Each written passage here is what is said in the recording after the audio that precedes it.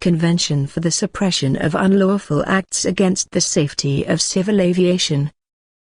Concluded at Montreal on the 23rd of September 1971, in force on the 26th of January 1973, United Nations, Treaty Series, Volume 974, Number 14118 Depository, Russian Federation, United Kingdom of Great Britain and Northern Ireland and the United States of America.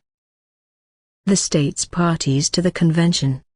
Considering that unlawful acts against the safety of civil aviation jeopardize the safety of persons and property, seriously affect the operation of air services, and undermine the confidence of the peoples of the world in the safety of civil aviation. Considering that the occurrence of such acts is a matter of grave concern. Considering that, for the purpose of deterring such acts, there is an urgent need to provide appropriate measures for punishment of offenders. Have agreed as follows. Article 1. Ally. 1. Any person commits an offense if he unlawfully and intention a. Performs an act of violence against a person on board an aircraft in flight if that act is likely to endanger the safety of that aircraft, or b. Destroys an aircraft in service or causes damage to such an aircraft which renders it incapable of flight or which is likely to endanger its safety in flight, or c. Places or causes to be placed on an aircraft in service, by any means whatsoever, a device or substance which is likely to destroy that aircraft, or to cause damage to it which renders it incapable of flight, or to cause damage to it which is likely to endanger its safety in flight, or d. Destroys or damages air navigation facilities or interferes with their operation, if any such act is likely to endanger the safety of aircraft in flight, or e. Communicates information which he knows to be false, thereby endangering the safety of an aircraft in flight. 2. Any person also commits an offense if he 3. Convention for the Suppression of Unlawful Acts Against the Safety of Civil Aviation, a. Attempts to commit any of the offenses mentioned in paragraph 1 of this article, or b. Is an accomplice of a person who commits or attempts to commit any such offense. Article 2.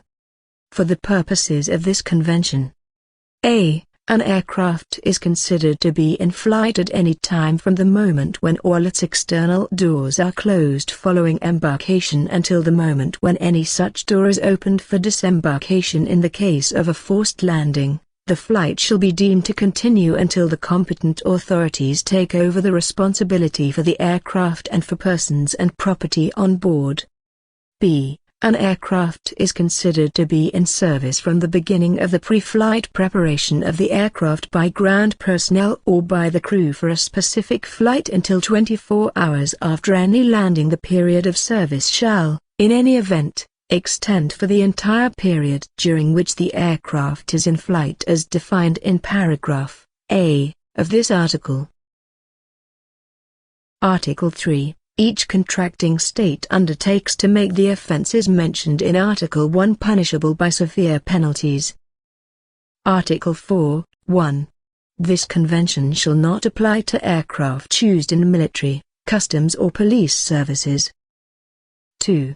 In the cases contemplated in subparagraphs A, B, C, and E of paragraph 1 of Article 1, this convention shall apply, irrespective of whether the aircraft is engaged in an international or domestic flight, only if a. The place of takeoff or landing, actual or intended, of the aircraft is situated outside the territory of the state of registration of that aircraft, or b. The offense is committed in the territory of a state other than the state of registration of the aircraft. 3.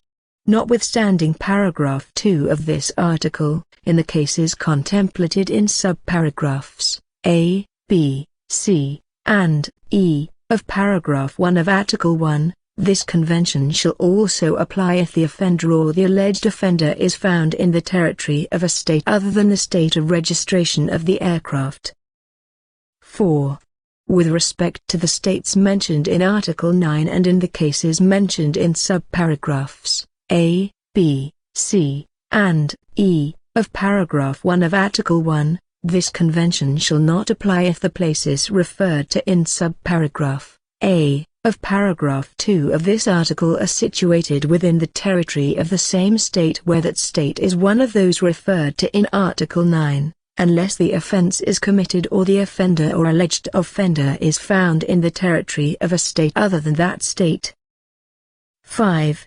In the cases contemplated in subparagraph D, of paragraph 1 of Article 1, this convention shall apply only if the air navigation facilities are used in international air navigation. 6. The provisions of paragraphs 2, 3, 4 and 5 of this article shall also apply in the cases contemplated in paragraph 2 of Article 1. Article 5. 1. Each contracting state shall take such measures as may be necessary to establish its jurisdiction over the offences in the following cases. A. When the offence is committed in the territory of that state. B. When the offence is committed against or on board an aircraft registered in that state. C. When the aircraft on board which the offence is committed lands in its territory with the alleged offender still on board. D. When the offence is committed against or on board an aircraft leased without crew to a lessee who has his principal place of business or, if the lessee has no such place of business, his permanent residence, in that state. 2. Each contracting state shall likewise take such measures as may be necessary to establish its jurisdiction over the offences mentioned in Article 1, paragraph 1, A, B, and C, and in Article 1, paragraph 2, insofar as that paragraph relates to those offences, in the case where the alleged offender is present in its territory and it does not extradite him pursuant to Article 8 to any of the states mentioned in paragraph 1 of this article. 3. This convention does not exclude any criminal jurisdiction exercised in accordance with national law. Article 6, 1. Upon being satisfied that the circumstances so warrant, any contracting state in the territory of which the offender or the alleged offender is present, shall take him into custody or take other measures to ensure his presence. The custody and other measures shall be as provided in the law of that state but may only be continued for such time as is necessary to enable any criminal or extradition proceedings to be instituted. 2. Such state shall immediately make a preliminary inquiry into the facts. 3. Convention for the Suppression of Unlawful Acts Against the Safety of Civil Aviation. 3. Any person in custody pursuant to paragraph 1 of this article shall be assisted in communicating immediately with the nearest appropriate representative of the state of which he is a national. 4. When a state, pursuant to this article, has taken a person into custody, it shall immediately notify the states mentioned in Article 5, paragraph 1, the state of nationality of the detained person and, if it considers it advisable, any other interested state of the fact that such person is in custody and of the circumstances which warrant his detention. The state which makes the preliminary inquiry contemplated in paragraph 2 of this article shall promptly report its findings to the said states and shall indicate whether it intends to exercise jurisdiction. Article 7. The contracting state in the territory of which the alleged offender is found shall, if it does not extradite him, be obliged, without exception whatsoever and whether or not the offence was committed in its territory, to submit the case to its competent authorities for the purpose of prosecution. Those authorities shall take their decision in the same manner as in the case of any ordinary offence of a serious nature under the law of that state. Article 8, 1. The offences shall be deemed to be included as extraditable offences in any extradition treaty existing between contracting states. Contracting states undertake to include the offences as extraditable offences in every extradition treaty to be concluded between them. 2. If a contracting state which makes extradition conditional on the existence of a treaty receives a request for extradition from another contracting state with which it has no extradition treaty, it may at its option consider this convention as the legal basis for extradition in respect of the offenses.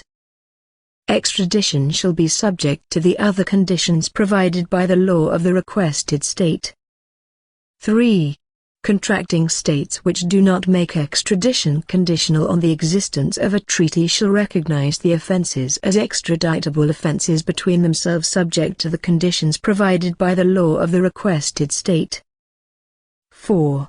Each of the offenses shall be treated, for the purpose of extradition between contracting states, as if it had been committed not only in the place in which it occurred but also in the territories of the states required to establish their jurisdiction in accordance with Article 5, Paragraph 1, B, C, and D. Article 9. The contracting states which establish joint air transport operating organizations or international operating agencies, which operate aircraft which are subject to joint or international registration shall, by appropriate means, designate for each aircraft the state among them which shall exercise the jurisdiction and have the attributes of the state of registration for the purpose of this convention, and shall give notice thereof to the International Civil Aviation Organization, which shall communicate the notice to all states parties to this convention. Article 10, 1. Contracting states shall, in accordance with international and national law, endeavor to take all practicable measure for the purpose of preventing the offenses mentioned in Article 1. 2. When, due to the commission of one of the offenses mentioned in Article 1, a flight has been delayed or interrupted, any contracting state in whose territory the aircraft or passengers or crew are present shall facilitate the continuation of the journey of the passengers and crew as soon as practicable, and shall without delay return the aircraft and its cargo to the persons lawfully entitled to possession. Article 11, 1. Contracting states shall afford one another the greatest measure of assistance in connection with criminal proceedings brought in respect of the offenses. The law of the state requested shall apply in all cases. 2. The provisions of paragraph 1 of this article shall not affect obligations under any other treaty, bilateral or multilateral, which governs or will govern, in whole or in part, mutual assistance in criminal matters. Article 12. Any contracting state having reason to believe that one of the offenses mentioned in Article 1 will be committed shall, in accordance with its national law, furnish any relevant information in its possession to those states which it believes would be the states mentioned in Article 5, Paragraph 1. Article 13. Each contracting state shall in accordance with its national law report to the Council of the International Civil Aviation Organization as promptly as possible any relevant information in its possession concerning a. the circumstances of the offense. 3. Convention for the Suppression of Unlawful Acts Against the Safety of Civil Aviation. b. The action taken pursuant to Article 10, Paragraph 2. c. The measures taken in relation to the offender or the alleged offender and, in particular, the results of any extradition proceedings or other legal proceedings. Article 14, 1. Any dispute between two or more contracting states concerning the interpretation or application of this convention which cannot be settled through negotiation, shall, at the request of one of them, be submitted to arbitration. If within 6 months from the date of the request for arbitration the parties are unable to agree on the organization of the arbitration, any one of those parties may refer the dispute to the International Court of Justice by request in conformity with the statute of the court. 2. Each state may at the time of signature or ratification of this convention or accession thereto, declare that it does not consider itself bound by the preceding paragraph. The other contracting states shall not be bound by the preceding paragraph with respect to any contracting state having made such a reservation. 3. Any contracting state having made a reservation in accordance with the preceding paragraph may at any time withdraw this reservation by notification to the depository governments. Article 15, 1.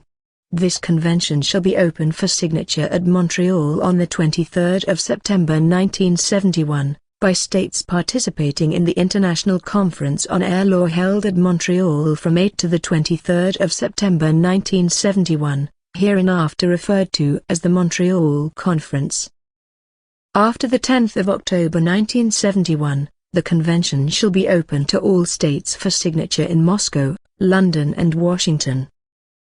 Any state which does not sign this convention before its entry into force in accordance with paragraph 3 of this article may accede to it at any time. 2. This convention shall be subject to ratification by the signatory states. Instruments of ratification and instruments of accession shall be deposited with the governments of the Union of Soviet Socialist Republics, the United Kingdom of Great Britain and Northern Ireland, and the United States of America, which are hereby designated the depository governments. 3. This convention shall enter into force 30 days following the date of the deposit of instruments of ratification by 10 states signatory to this convention which participated in the Montreal Conference. 4.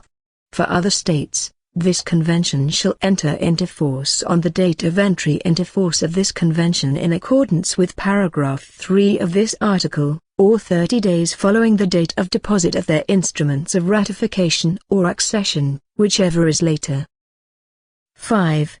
The depository governments shall promptly inform all signatory and acceding states of the date of each signature, the date of deposit of each instrument of ratification or accession, the date of entry into force of this convention, and other notices. 6. As soon as this convention comes into force, it shall be registered by the depository governments pursuant to Article 102 of the Convention on International Civil Aviation, Chicago, 1944. Article 16, 1. Any contracting state may denounce this convention by written notification to the depository governments. 2.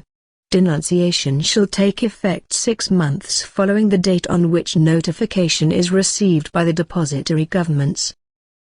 In witness whereof the undersigned plenipotentiaries, being duly authorized thereto by their governments, have signed this convention. Done at Montreal, this 23rd day of September, 1971, in 3 originals, each being drawn up in 4 authentic texts in the English, French, Russian and Spanish languages.